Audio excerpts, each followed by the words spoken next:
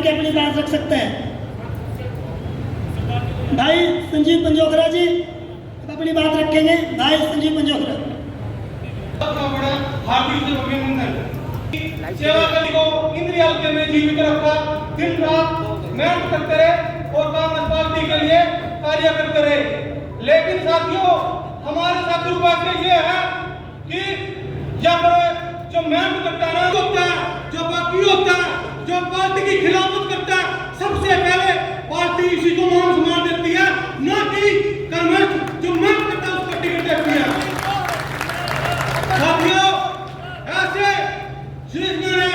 जो बात जब हमारे प्रभारी कांग्रेस पार्टी के प्रभारी बाबरिया जी ने घोषणा करी थी कि जो पार्टी में जो दाखिल होगा, जो 2 चुनाव हार चुका होगा और जो पार्टी में 1 साल से शामिल होगा और जो जिसने पार्टी की बगावत करी, सुख दुख में डॉक्टर जी को तो ये सब पता है किसके घर में बच्चा बीमार है और किसको क्या समस्या है, उसको पता है क्या आपके दुख दर्द का।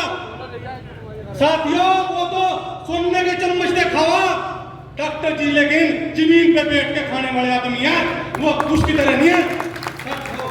साथियों, हमने जो भी हमारे साथ हो रहा इसका बदला साथियों आप अपनी वोट से लेना।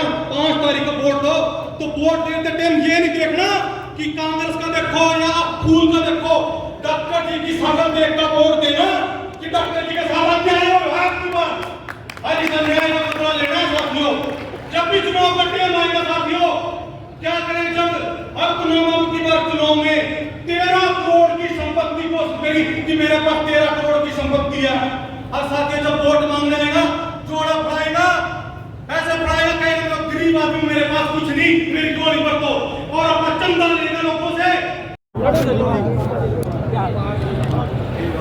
लोग सब क्या कुछ कहोगे आज किया गया किस प्रकार से चुनाव? देखिए, आज तमाम हमारे साथी जो व्यक्तिगत तौर पर मेरे साथ पिछले 17 साल से जुड़े हैं, जो तो तमाम साथियों के फ़ोन हमारे पास लगातार आ रहे थे कि हमें क्या करना है, हमें क्या करना है।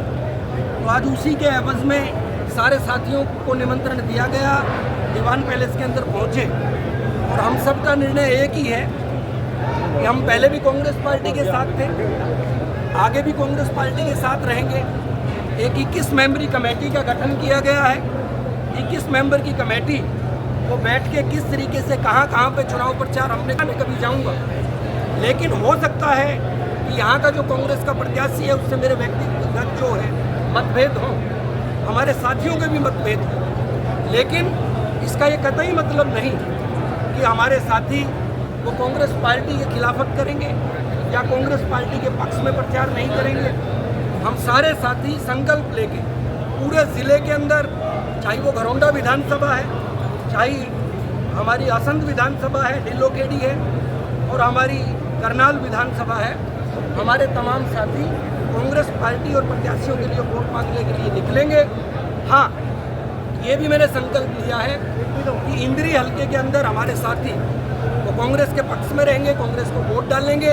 ये मेरा नहीं, वो पार्टी के पक्ष में जो प्रचार करना है वो हम सब मिलकर तय करेंगे। कहीं ना कहीं पीड़ा है पिछले विधानसभा चुनाव में जिस प्रकार से कांग्रेस पार्टी से आपको नहीं मिला था और आज़ाद उम्मीदवार के तौर पर राकेश का चुनाव लड़ा था, वो पीड़ा है कहीं ना कहीं।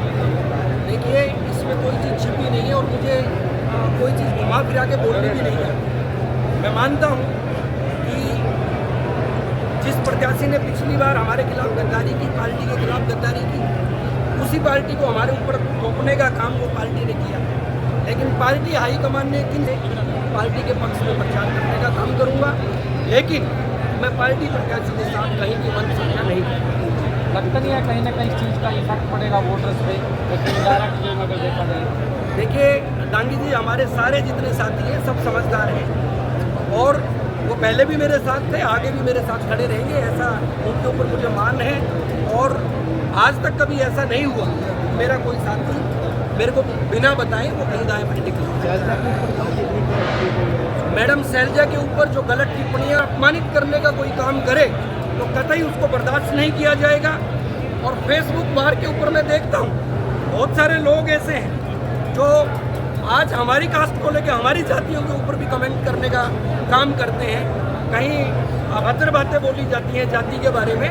तो आज 21वीं सदी का भारत है, संवैधानिक दृष्टिकोण से चलेगा। बहन कुमारी शैलजा जी के बारे में जो भी गलत टिप्पणी करेगा उनके खिलाफ हम सड़कों पे भी उतरेंगे और उनके खिलाफ कानूनन कार्रवाई करवाने की मांग भी करेंगे।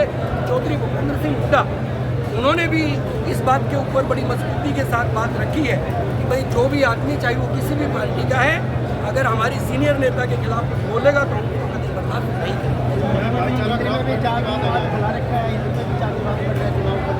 देखिए, जब जाति के हिसाब से वोट डाली जाती है तो निश्चित तौर पे प्रत्याशी चयन करके सिर्फ एक जाति के लिए काम करता है।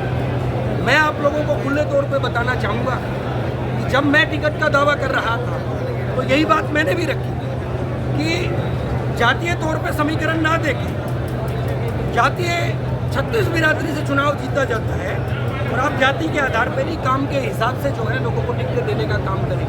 तो अब भी मैं बोलता हूँ कि जो लोग बिरादरीवाद फैलाने का काम करते हैं और जिनकी कम्युनिटी के लोग फेसबुक पर मुझे भी ये बोलते हैं कि राजनीति करना तुम्हारा काम नहीं, बाल काटना सीख लो, तो मैं उन लोगों को भी आगाह करना चाहता हूँ कि मैंने अपनी जात के दम पे कभी राजनीति नहीं की, मैं लोगों के दम पे राजनीति करता हूँ। अगर मेरी जाति के हिसाब से मुझे काम करना चाहिए तो उन लोगों को भी सोचना चाहिए कि उनकी जाति के हिसाब से उनको क्या काम करना चाहिए। 21वीं सदी का भारत है और पिछड़ा दलित उनको भी अधिकार है कि वो राजनीतिक जीवन के अंदर आगे आए। तो ऐसे कटु भाषा का प्रयोग करने वालों को हम बर्दाश्त नहीं करेंगे। भाईचारे को खत्म करने का प्रयास किया जा रहा है। डेफिनेटली वो इंद्री के अंदर भी प्रयास किया जा रहा है। इंद्री के अंदर मैं खुद बोलता हूँ, खुद मेरी जाति के ऊपर कमेंट करके बोलते हैं कि राजनीति करना तेरा काम नहीं है, तू बाल काटना सीख ले। मैं व्यवसाय से डॉक्टर हूँ, मैं पढ़ा लिखा आदमी हूँ, मैं राजनीति ये चुनाव जातिवाद में बदलने का प्रयास जरूर है, लेकिन यहाँ के लोग समझदार हैं, वो जातियों से बाहर आके वोट करेंगे और निश्चित तौर पे बदलाव का समय है और बदलाव निश्चित तौर पे लगता नहीं है कांग्रेस पार्टी से कहीं और जो साथी थे टिकट की मांग रहे हैं वो भी नाराज है और उसका हर जाना कहीं ना कहीं भुगतना पड़ेगा। देखिए, कांग्रेस पार्टी से कोई साथी नाराज नहीं। मैंने बताया कि सबके अपने अपने पार्टी के प्रत्याशी के खिलाफ कोई व्यक्तिगत बातें हो सकती हैं।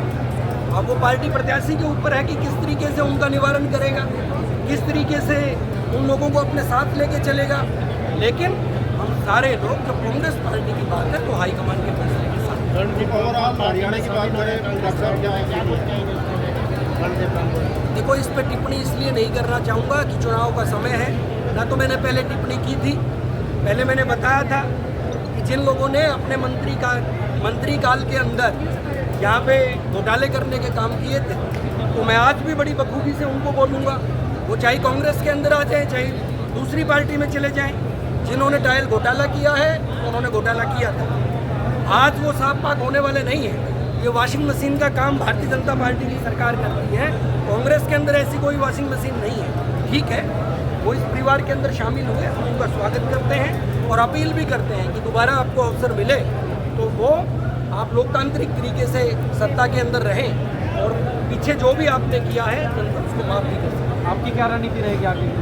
मेरी रणनीति 21 मेंबरी जो कमेटी हमने बनाई है वो तय करेगी, उसका फैसला हाईकमान के साथ मिलकर ये सारे लोग तय करेंगे और जैसा ये तय करेंगे वैसे ही हम सारे और को भी समर्थन दिया जा सकता है अगर कोई ऐसा पार्टी निर्णय करती है।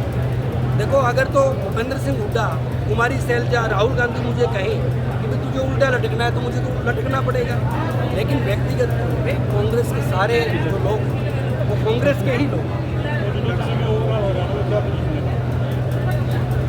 ओवरऑल हरियाणा के अंदर कांग्रेस की सरकार बनी है। धन्यवाद सर। तो ये देख सकते हैं भाई डॉक्टर सुनील कुमार कहेंगे।